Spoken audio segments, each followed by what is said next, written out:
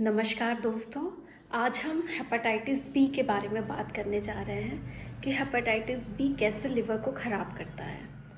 सबसे पहली बात मैं आपको ये बता दूं, hepatitis B virus DNA virus है। इसके अंदर जो जेनेटिक मटेरियल है वो डीएनए से बना हुआ है।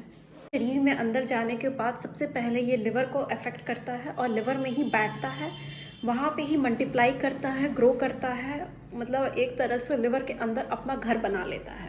On the prevalence of hepatitis B, सारे विश्व के देशों को 3 भाग में डिवाइड किया गया है: mild, moderate and high prevalence of hepatitis B. जहाँ पर 2% से कम प्रेवलेंस है उनको माइल्ड में रखा गया है, मॉडरेट जहाँ पे 2 से 8% प्रेवलेंस है, एंड हाई जहाँ पे 8 से ज़्यादा है। और आपको जानकर ये ताजुब होगा कि भारत हमारा मॉडरेट प्रेवलेंस में आता है, मतलब 2 से 8 के बीच में। हमारे भारत में कई स्टेट्स में इसका प्रेवलेंस बहुत हाई है, जैसे अंडमान निकोबार एंड साउथ के नॉर्थ ईस्ट के कुछ ऐसे स्टेट्स हैं जहाँ पे उसका प्रेवलेंस अप टू 11 to 24% है, वाइल कुछ ऐसे जगहों पे इसका परसेंटेज 0.3 to 1% है। Overall on average in majority it belongs to 2 to 3% of prevalence rate in hepatitis B। But मैं जैसा कि देख पा रही हूँ कि काशीपुर के ईस्टर्न यूपी जो पूर्वांचल है, यहाँ पे इसका काफ़ी ज़्यादा प्रेवलेंस रेट है।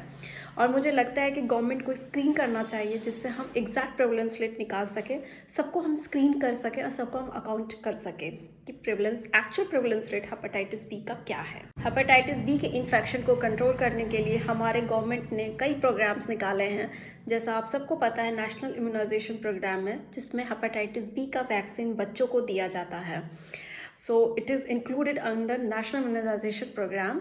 For national viral control programme है जिसमें हेपेटाइटिस बी और सी को टारगेट किया गया है कि इसके प्रेवलेंस रेट को कंट्रोल किया जाए और इसको कम्प्लीटली एलिमिनेट किया जाए। हम समझेंगे कि ये वायरस कैसे लिवर में प्रेजेंट करता है या क्या क्या बीमारियां करता है लिवर में। जो अक्यूट इन्फेक्शन होता है वो immediate infection of hepatitis B to the liver होता है। अगर ये बच्चों में होता है तो 90% से ज़्यादा बच्चे क्रोनिक सिटी में लैंड अप कर जाते हैं एंड क्रोनिक इन्फेक्शन का रूप ले लेते हैं।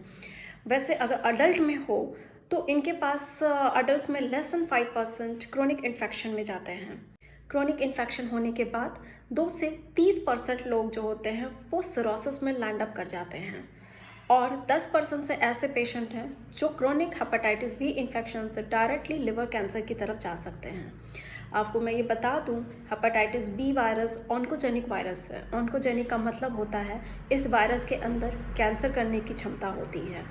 इसीलिए अगर किसी को हेपेटाइटिस बी वायरस का इन्फेक्शन है, इधर अक्यूट हेपेटाइटिस और क्रोनिक इन्फेक्शन या फिर सिरोसिस का रूप ले लिया है, तो अपने डॉक्टर से ज़रूर कंसल्ट करें और हमारे पास इसकी दवाइयाँ हैं, वो दवाइयों का यूज़ करें, उसका सेवन करें और ट्रीटमेंट कराएं। सिरोसिस भी 2 तरह से हो सकता है, कंपनसेटेड एंड डीकम्पनसेटेड।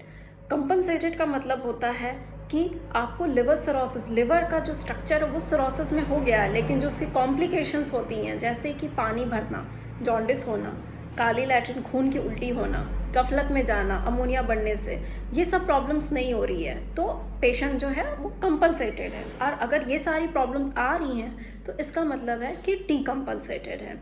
और ये पेशेंट्स जिस तरह से बीमारियां बढ़ती जाती है, ये पेशेंट का stage from acute hepatitis to chronic infection to cirrhosis and finally into liver cancer, इस तरह से ये प्रोग्रेस करता है। हेपेटाइटिस बी वायरस का इन्फेक्शन एक चिंताजनक इन्फेक्शन है। आपको पता है क्यों? क्योंकि ये वायरस बहुत रिजिड होता है। ये वायरस बहुत हाई टेम्परेचर पर कई दिनों तक रह सकता है। एक स्टडीज़ के अलावा जिसमें बताया गया है कि 98 डिग्री सेल्सियस टेम्परेचर पे वो 1 मिनट तक जीवित रह सकता है एंड 44 डिग्री टेम्परेचर पे 7 दिन तक जीवित रह सकता है। वैसे अगर एक्सट्रीम कोल्ड हो, -20 डिग्री सेल्सियस पे 15 दिन तक रह सकता है, और इस पे अल्ट्रावायलेट रेस या अल्कोहल का कोई असर नहीं होता। लेकिन ग्लूटाल्डिहाइड 2.5% जो डिसइंफेक्टेंट जिसको हम यूज़ करते हैं फॉर क्लीनिंग ऑफ इंस्ट्रूमेंट, इससे ये किल होता है। और अल्कोहल मैंने इसलिए जिक्र किया क्योंकि आज तक जो एंटीसेप्टिक या हैंड सैनिटाइज़र होते हैं वो उसमें अल्कोहल होता है, बट ये वायरस उस डिसइंफेक्शन से अगर आप क्लीन कर रहे हो, अगर आपको लग रहा है कि उससे चला गया, तो ऐसा नहीं है, क्योंकि ये वायरस एक तरह से अमर होता है। ये बहुत हार्ड टेम्परेचर पे भी सर्वाइव कर सकता है। इसलिए ये वायरस अगर किसी एक इंसान को है, अगर प्रिकॉशन ना लिया जाए तो ये आगे ट्रांसमिट भी कर सकता है।